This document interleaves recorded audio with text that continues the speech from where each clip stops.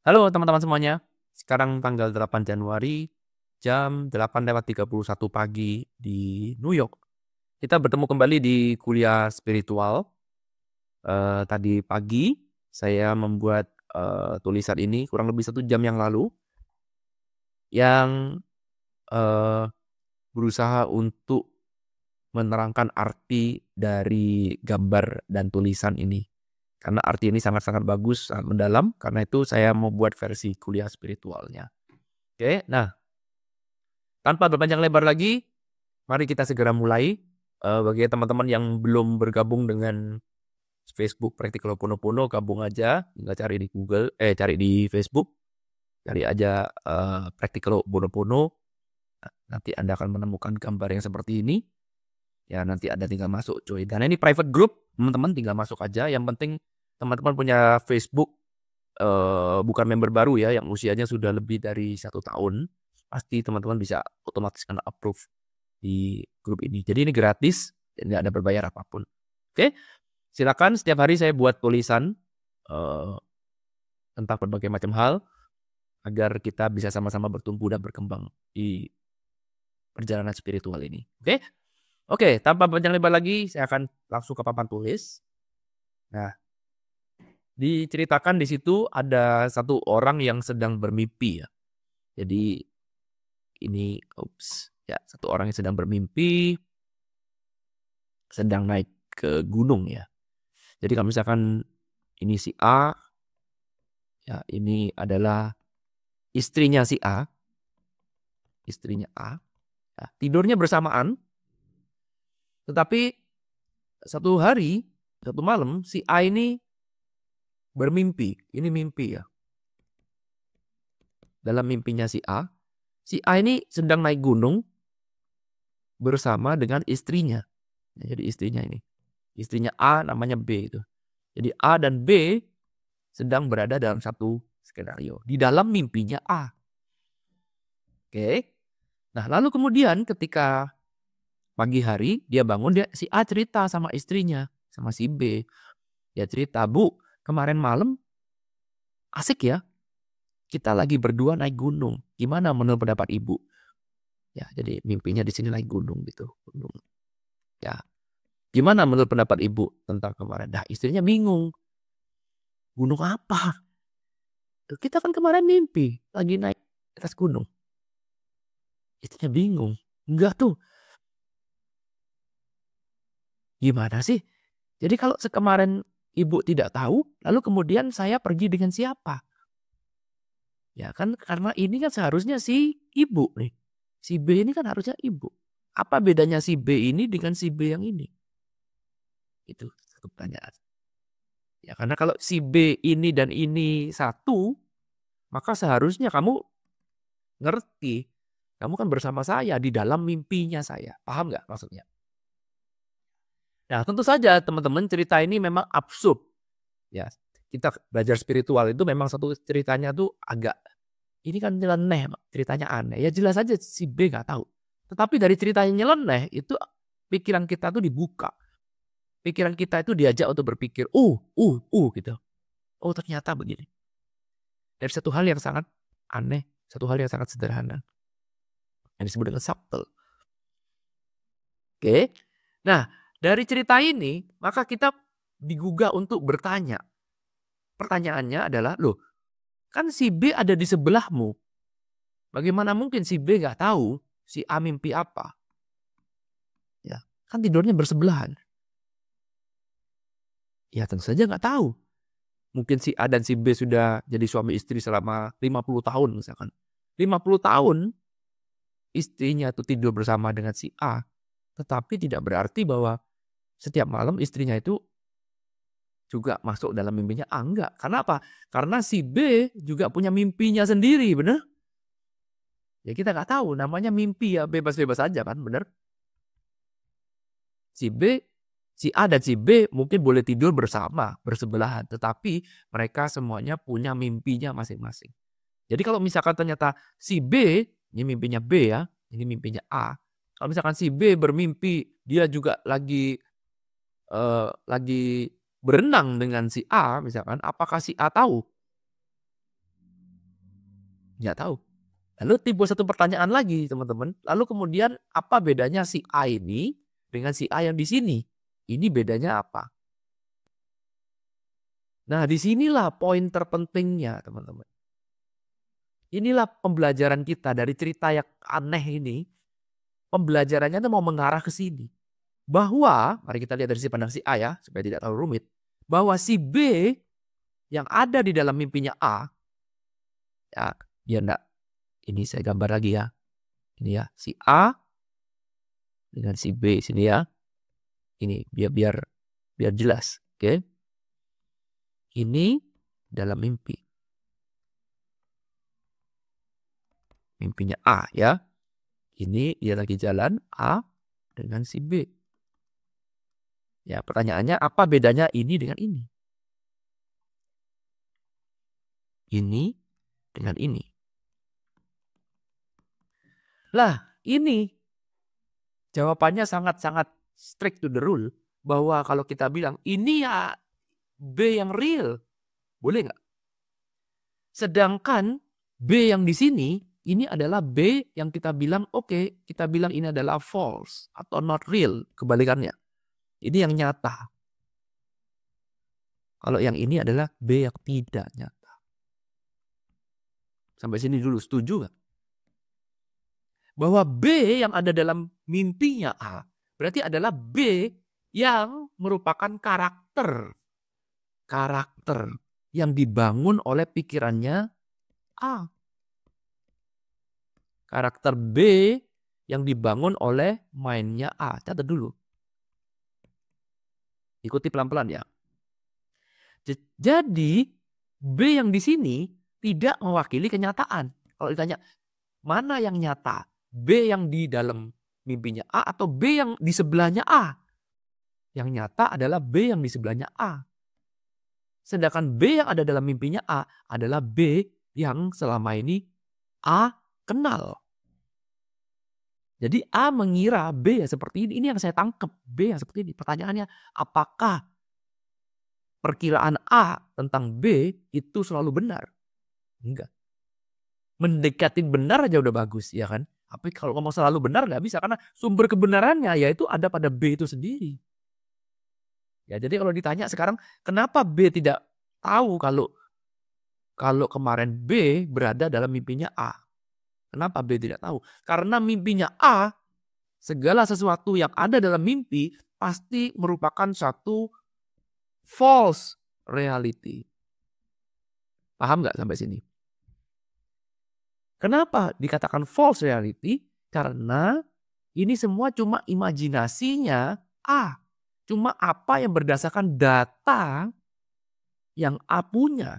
Data yang diyakini oleh A sebagai satu kebenaran. Ini belief systemnya dia. Mungkinkah A bisa bermimpi sesuatu hal di luar datanya dia? Ya bisa. Jadi karena itulah segala sesuatu yang ada di dalam mimpi itu sama dengan tidak nyata. Karena sekali lagi itu semua hanya bersumber dari data yang ada dalam pikirannya A. Jadi kalau ditanya apa sumber dari mimpinya A? Ya pikirannya A. Benar gak? Sehingga segala sesuatu yang bersumber dari pikiran tidak bisa kita bilang itu nyata. Catat dulu. Ikuti dulu ya. Ini bukan dogma loh ya. Ikuti dulu logika berpikirnya, cara berpikirnya. Kalau nggak ngerti boleh ditanyakan. Oke. Sampai sini bisa dipahami ya. Sehingga kalau ditanya mana yang paling nyata, ya tentu saja B yang di sebelahnya. Bukan B yang ada di dalam mimpinya A. Oke.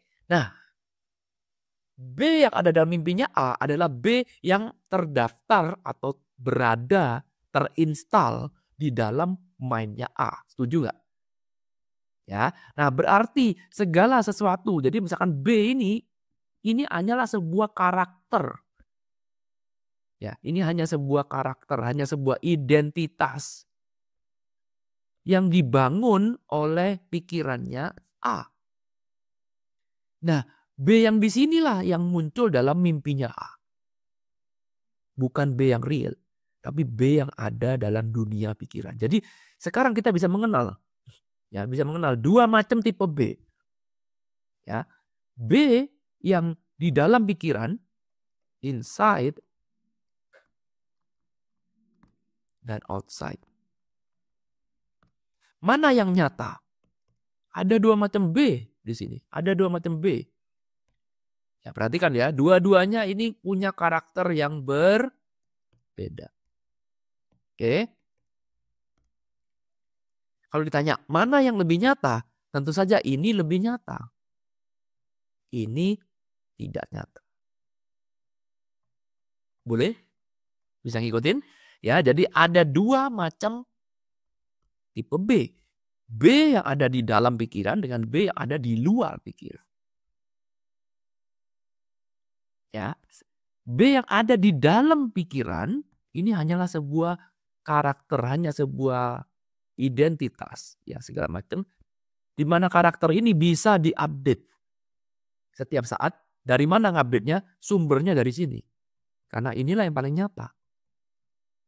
Tanpa ada sumber dari luar, gak mungkin B ini bisa muncul. Betul? Yang di dalam. B di dalam. Ya ada B1, ada B2, ada gini deh ya. B1 gak akan mungkin muncul kalau gak ada B2. Jadi B1 ini cuman ngambil data lalu kemudian kita persepsikan sendiri. Ini cuma persepsi, betul. Karena itu sekali lagi ini tidak nyata. Sadarin ini dulu. Nah, kenapa kok ini penting, teman-teman? Karena kebanyakan orang tidak pernah menyadari bahwa orang yang dia kenal sebenarnya itu yang di sinilah yang nyata. Tetapi kita lebih kepingin orang itu ada yang di sini. Sesuai dengan apa yang kita mau. Sesuai dengan apa yang kita persepsikan. Kalau kita tanya sekarang, judgment itu dapatnya dari mana? Kalau kita ngejudge orang ini baik, orang ini jahat, orang ini berhati mulia, orang ini bajingan. Anda ngejudge itu dasarnya dari mana? Dari yang di dalam, nomor satu, atau dari yang di luar? Yes, dari dalam. Nih, saya kasih contoh ya. Contoh. Oke? Ya. Nah, sekarang misalkan saya berteman dengan si A. Adi gitu ya, jangan enggak pakai A, udah pakai nama aja ya. Nama samaran pura-pura. Oke? Saya berteman baik nih dengan Adi misalkan. Oke? Nah, maka karena saya sering berteman baik, maka di dalam pikiran saya maka akan ada Adi yang versi pikiran saya, yang saya tahu. Jadi misalkan kalau tanya Adi tuh orang kayak apa sih? Oh dia tuh orangnya baik. Oh dia orangnya itu kalau ngomong cepet. Oh dia kalau begini. Kalau dia tuh biasanya begini. Dia tuh biasanya suka makan bubur. Oh biasanya dia suka naik motor. Oh biasanya dia begini. Kalau ketawa dia begini. Itu semua adalah Adi yang saya ingat. Yang saya persepsikan di dalam pikiran saya. Yang saya ketahui ya seperti itu. Oke, paham ya? Adi yang seperti ini. Nah, kebetulan pada saat saya mengenal Adi adalah ketika SMA. Lalu kemudian ketika kita lulus kuliah, ketika kita lulus SMA, kita kuliah beda kota. Sudah gak pernah hubungan. Perhatikan kalimatnya. Sudah gak pernah hubungan. Jadi Adi sekolah di Jakarta, Irwan sekolah di Surabaya misalkan. Jadi gak pernah kontak udah. Lalu kemudian kuliah, lulus, gak pernah kontak lagi. Mungkin Adi pergi ke Singapura, Irwan pergi ke New York misalkan. Wah udah gak pernah kontak lagi. Sampai satu saat ada reunian. Ya, jadi setelah 20 tahun berlalu, lalu kemudian reuni. Nah ketika reuni, Adi yang saya harapkan adalah Adi yang saya ingat. Yaitu Adi ketika SMA. Yaitu Adi 20 tahun lalu. Jadi kalau ditanya, kamu masih ingat Adi gak? Langsung saya muncul dalam pikiran saya, Adi. Oh ini Adinya tahu. Tapi karena saya tidak pernah mengupdate, maka saya masih menyimpan karakter Adi yang saya kenal 20 tahun lalu. Karena gak ada update teman-teman. Gak ada komunikasi. Adi berubah, saya berubah.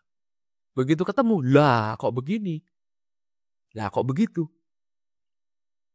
Kok sekarang Adi jadi arogan begini? Kok sekarang dia jadi sombong? Kok sekarang dia suka pamer-pamer? Dulu dia orangnya rendah hati. Kok sekarang dia jadi orang yang overconfidence? Kok sekarang dia begini? Kok suka merendahkan orang? Kok sekarang kok? Nah, mulailah muncul judgement. Kenapa saya ngejudge dia? Kenapa saya ngejudge? Kok gini ya orangnya gak asik ya? Itu kan judgement. Kenapa saya ngejudge? Karena Adi yang nyata sekarang tidak sesuai dengan Adi yang di dalam pikiran saya. Kenapa bisa tidak sesuai? Karena saya tidak pernah komunikasi, tidak ada update data. Kan nggak mungkin tiba-tiba otak saya bisa mengikuti perkembangan Adi kalau saya nggak pernah ada komunikasi, nggak pernah hubungan lewat media sosial, nggak pernah tahu apapun. Kan nggak mungkin ujung-ujungnya tahu, nggak mungkin. You don't know what you don't know. Kalau nggak ada data ya nggak mungkin pikiran saya bisa mengupdate data, nggak mungkin. Ya kan? Sehingga kalau itu nggak terupdate data saya, maka Adi yang tersimpan adalah Adi 20 tahun yang lalu. Sehingga semua judgement saya ke dia adalah judgement yang false. Betul. Kenapa judgement saya bisa false? Karena judgement saya berdasarkan sebuah data yang juga salah. Ini sama persis dengan cerita impian tadi. Ya. Sama persis. Bahwa kalau segala sesuatu terjadi dalam dunia impian, itu semua gak bisa dibawa dalam dunia realitas. Gak bisa. Bisa gak cara ngejudge? A ini bilang, kok bisa B gak tahu sih? Gimana sih kamu gak perhatian? Bukankah kita kemarin pergi bersama? Ya enggak loh. Bukankah kita kemarin bergembira bersama? Enggak. Itu kan dalam pikiranmu sendiri. Loh, jadi kemarin saya pergi sama B yang mana? Ya sama B yang ada dalam impian kamu. Halu, yes, memang iya.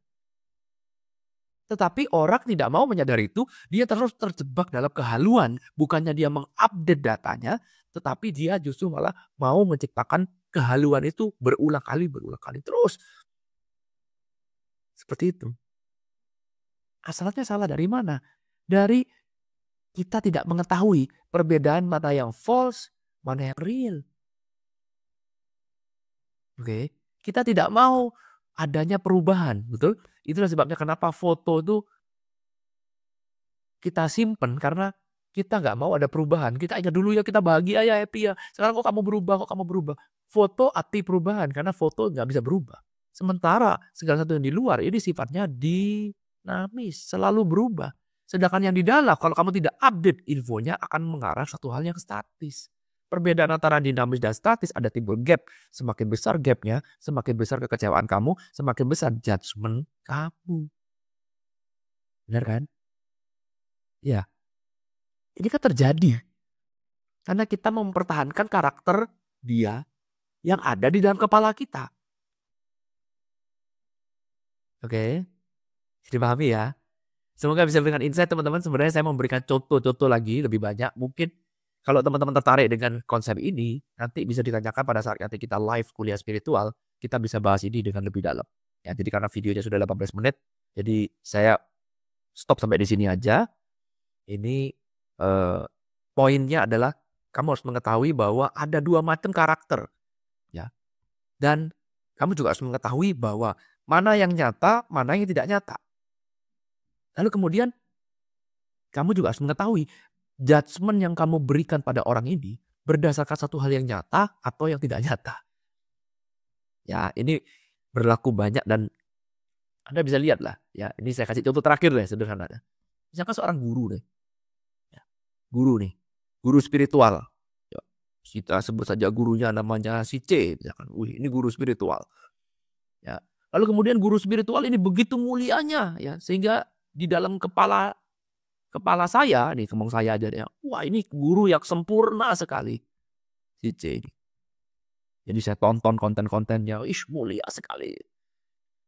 Nah, suatu saat teman-teman si C ini melakukan satu kesalahan besar. Ya, mungkin si C punya istri simpanan. Wah, atau si C terlibat korupsi tambang. Wah, atau si C ini mengkhianati partainya, memajukan keluarganya, whatever lah ya, whatever. Lalu kemudian apa yang terjadi? Saya kecewa berat. Saya marah karena masa guru spiritual. Ya, kok seperti itu? Saya kecewa nih. Saya marah-marah. Saya jadi haternya dia. Saya ngejudge. Kenapa saya jadi hater? Karena saya ngejudge. Kenapa saya kok ngejudge? Karena sekarang saya tidak terima bahwa C sudah berubah. Saya kepengen C tetap menjadi C yang saya kira itu benar. Saya ingin seperti ini mempertahankan karakternya C. Karena itulah saya marah. Saya kecewa. Karena apa? Karena C yang ada di dalam saya mau saya tumbuhkan terus. Sehingga saya ngejudge dia. Kok bisa begini? Kok bisa gitu? Wah, mulai dari yang tadinya saya jadi suka dengan dia, sekarang saya jadi pembenci dia. Yang tadinya saya muji-muji dia setinggi langit, sekarang saya jadi orang nomor satu yang menghujat dia, menghina dia, memfitnah dia. Pokoknya semua keburukannya kalau perlu saya sebarkan semua. Biar semua orang tahu betapa bejatnya dia. Kenapa saya melakukan itu? Karena saya masih ada karakter di dalamnya. Kok gak sesuai dengan realitasnya? Bukannya saya harus mengupdate karakter itu, tapi saya mempertahankan karakter halu yang ada dalam kepala saya. Judgment ini bukti bahwa adanya gap. Inilah pentingnya kenapa kita jangan buru-buru ngejudge. Karena jangan-jangan judgment yang saya lakukan itu berdasarkan kehaluan karakter tentang orang itu. Karena sekali lagi kalau ditanya mana yang paling real? Realnya si C yang ada dalam kepala saya atau si C yang di sini? Yang saya lihat. Seru? Good? Putar ulang video ini teman-teman. Agar Anda bisa lebih paham. Dan jangan lupa dicatat. Ini ilmu memang agak dalam. Tapi kalau Anda bisa mengetahui ini bisa membantu banyak dalam perjalanan spiritual Anda. Hanya untuk satu hal yang simple. Mengetahui mana yang real, mana yang tidak real. Dan mengetahui satu hal lagi adalah dari mana semua judgement saya. Thank you. I love you all. Bye.